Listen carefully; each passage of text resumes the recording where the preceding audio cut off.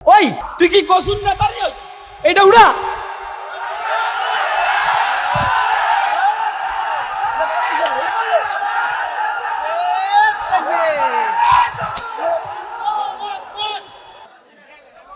না দাঁড়া বসেন কি লেগে সমস্যা কি?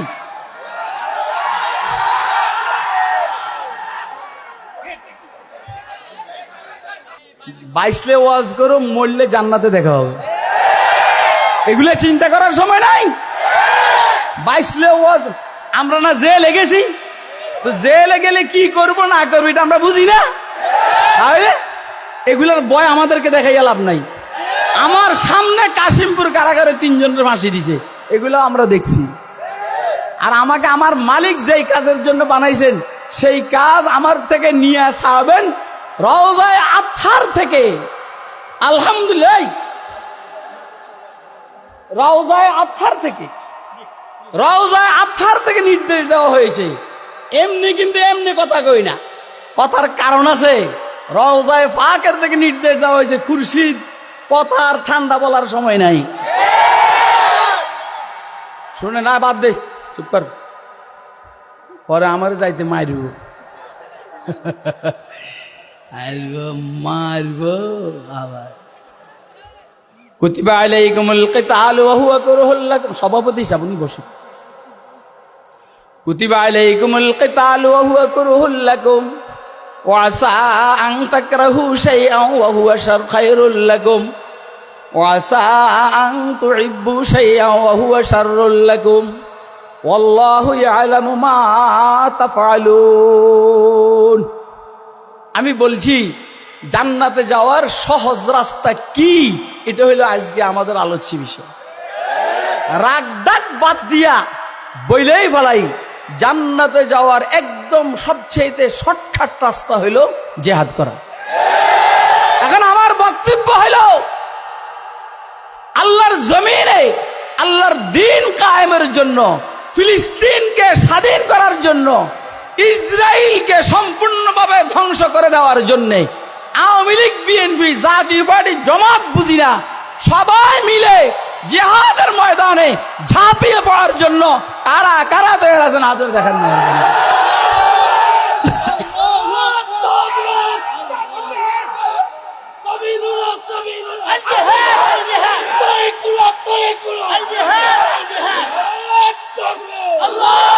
হয়েছে হয়েছে, বহুত হয়েছে। বইতে কাল স্লোগান দিবেন না, কথা শুনেন। নামাজ বেহেশতে যাওয়ার রাস্তা, রোজা বেহেশতে যাওয়ার মাধ্যম, যাকাত বেহেশতে যাওয়ার মাধ্যম, হজ বেহেশতে যাওয়ার মাধ্যম, জিকির আজকার বেহেশতে যাওয়ার মাধ্যম, আল্লাহু আকবার খানকাই জিন্দিগি, তাসাউফ বেহেশতে যাওয়ার মাধ্যম, বেহেশতে যাওয়ার রাস্তা, দাড়ি বেহেশতে যাওয়ার মাধ্যম, টুপি অর্থাৎ মুহাম্মদুর রাসূলুল্লাহর আদর্শ বেহেশতে যাওয়ার রাস্তা। কিন্তু আমার বক্তব্য হলো হুজুর সাল্লাল্লাহু আলাইহি সাল্লামের তরিকা বেহেশতে যাওয়ার রাস্তা, মগর কিছু রাস্তা আছে বড় লম্বা। 60 বছর 70 বছর মেহনতের পরিশ্রম করার পরেও আপনি মরার সাথে সাথে বেহেশতে যেতে পারবেন না। মুহাম্মদুর রাসূলুল্লাহ বলেন, ইলামু আন্নাল জান্নাতা তাহতা জিলালিস সুয়ুফ। আমার সাহাবায়ে কেরাম, কিয়ামত পর্যন্ত আগত উম্মতেরা, তোমরা ইয়াকিন সে জানিও নিশ্চয় বেহেশত ইসরায়েলের বোমার নিচে, বেহেশত ইসরায়েলের কি বলা হয় মিসাইলের নিচে, হাইড্রোজেন বোমার নিচে, এদের ট্যাঙ্কের গোলার নিচে, আর বেহেশত এদের কামানের গোলার নিচে। ইলামু আন্নাল জান্নাতা তাহতা জিলালিস সুয়ুফ।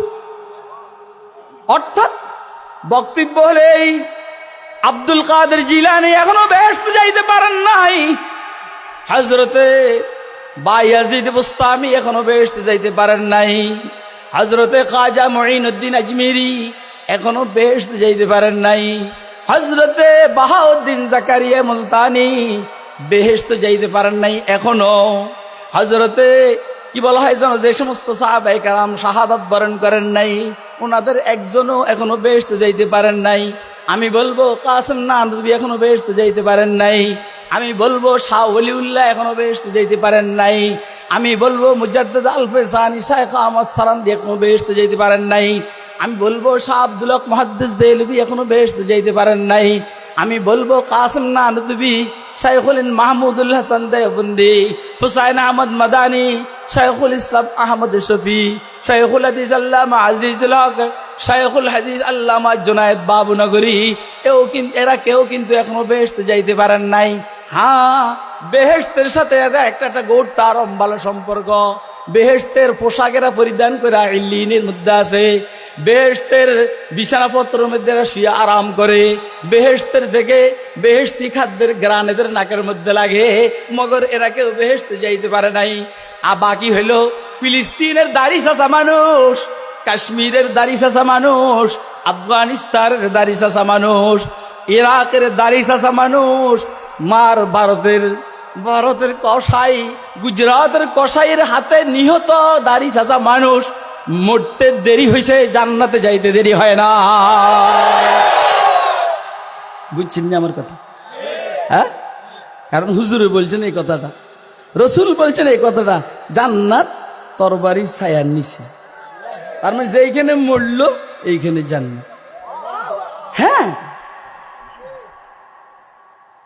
এটা তো এইখানে এভাবে আছে। অন্য রিওয়ায়াতের মধ্যে আছে এলামু আন্না আবওয়াবাল জান্নাহ তাহতা জিলালিস সিয়ুফ। মনোযোগ দিয়ে শুনো, বেহেশতের গেট, বেহেশতে ঢুকার যে গেট, এটা তরবারি ছায়ার নিচে। অর্থটা কি? এক রিওয়ায়াতে আছে বেহেশত তরবারি ছায়ার নিচে। অর্থটা কি?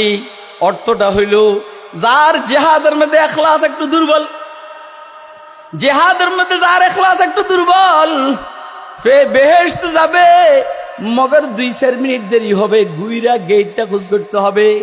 যার জিহাদের মধ্যে ইখলাসটা মজবুত, ইনশাআল্লাহ ও যেইখানে মরবে, শাহাদাত বরণ করবে, এখানে গেট একটা সেকেন্ডও দেরি হবে না। আপনারা কি আমার কথা বুঝছেন? কে কে বুঝছেন হাত উঠে দেখান।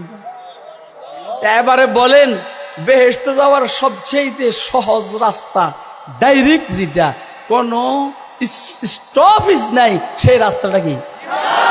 জিহাদের পরে শাহাদাত। কথা কয় না? জিহাদের পরে কি? শাহাদাত। এই জন্য সাইয়েদনা হযরত খালিদ 60 জন নিয়ে 60,000-এর মোকাবেলায় যখন গেছে, বামানে আরমানি 60,000-এর মোকাবেলায় হযরত খালিদ গেলেন।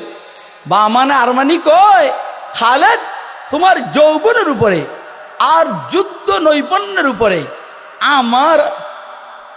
আমার বড় মায়া হয়, তুমি এত তাড়াতাড়ি দুনিয়ার থেকে চলে যাইবা, 60 জন নিয়ে আসছো আমাদের মোকাবেলায় 60,000, এটা কি হয়? হযরত খালিদ রাদিয়াল্লাহু তাআলা আনহু বলেন, ওয়াজ করবার লাগি আইছো না যুদ্ধ করবার লাগি আইছো? ও বামান আরমানি, তুমি ওয়াজ করার জন্য আসছো না যুদ্ধ করার জন্য আসছো? খালিদের যুদ্ধের ভয় দেখাইয়া, মৃত্যুর ভয় দেখাইয়া লাভ নাই।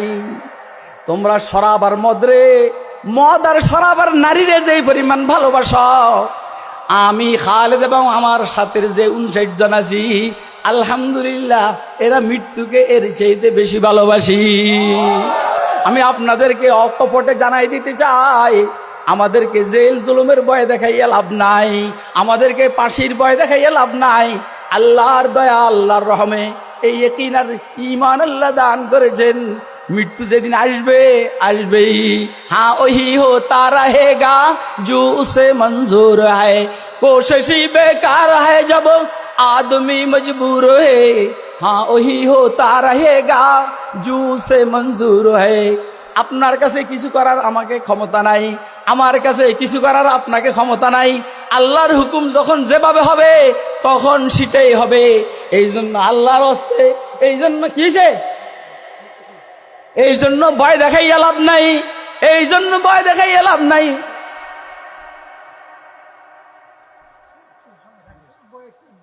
কোন দূর আইছে তো আইছে কি হয়েছে? জোনায়েদ হাবিব আইছে কি হয়েছে? জোনায়েদ হাবিব ওয়াজ নাই যে, জোনায়েদ হাবিব কে? আডা